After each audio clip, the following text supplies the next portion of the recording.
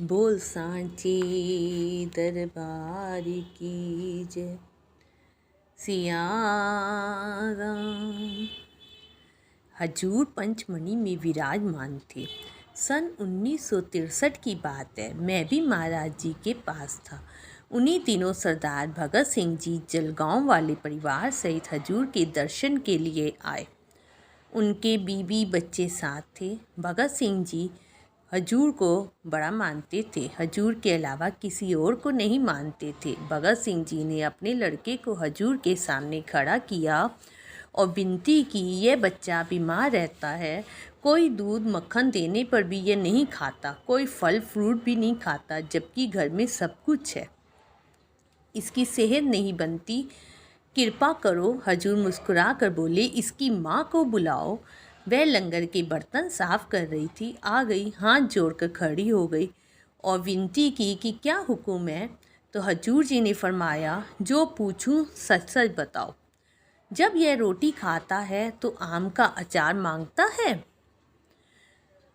वह बोली, जी महाराज, ये आम का अचार मांगता है और कोई सब्जी भाजी मक्खन वगैरह नहीं लेता। वह बोली कि हजूर यही बात है।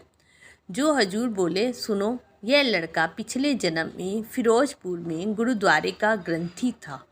जो कोई परदेशी रात को आता, रोटी मांगता तो सब्जी दाल कड़ी तो यह आप खा जाता और आए साधु संतों को रोटी के ऊपर आम का अचार रखकर दे देता।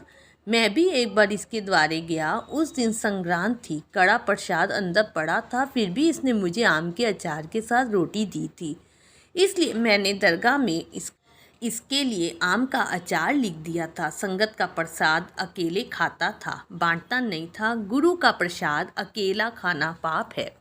इस वजह से अब यह आम का अचार ही खाता है। भगत सिंह और उसकी औरत को यह बात दिल पर लगी। दोनों हाथ जोड़कर बोले, हजूर, इसका गुनाह माफ़ कर दो। अब तो यह हमारे घर में है और आपकी शरण में है।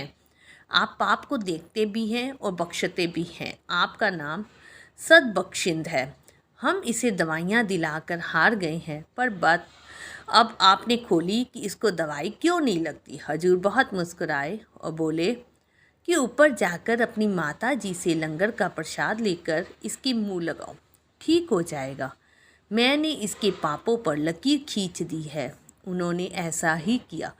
परम पूज्य माता जी से प्रसाद लेकर बच्चे के मुंह लगवाया। ये गुरु भाइयों, जब मैं जबलपुर फिर गया और उसको देखा तो वे खूबसूरत जवान दरबार में सेवा कर रहे थे। इसलिए कहते हैं कि सतगुरु पूर्ण होना चाहिए। इस तरह बाबा जी ने उस बच्चे पे अपनी कृपा दृष्टि करी और वो बच्चा बिल्कुल ठीक ठाक हो गया। सिया राम, सिया। बोल सांची दरबार की जय। संगत जी, साखी सुनाने में कोई गलती हो तो माफ़ कीजिएगा।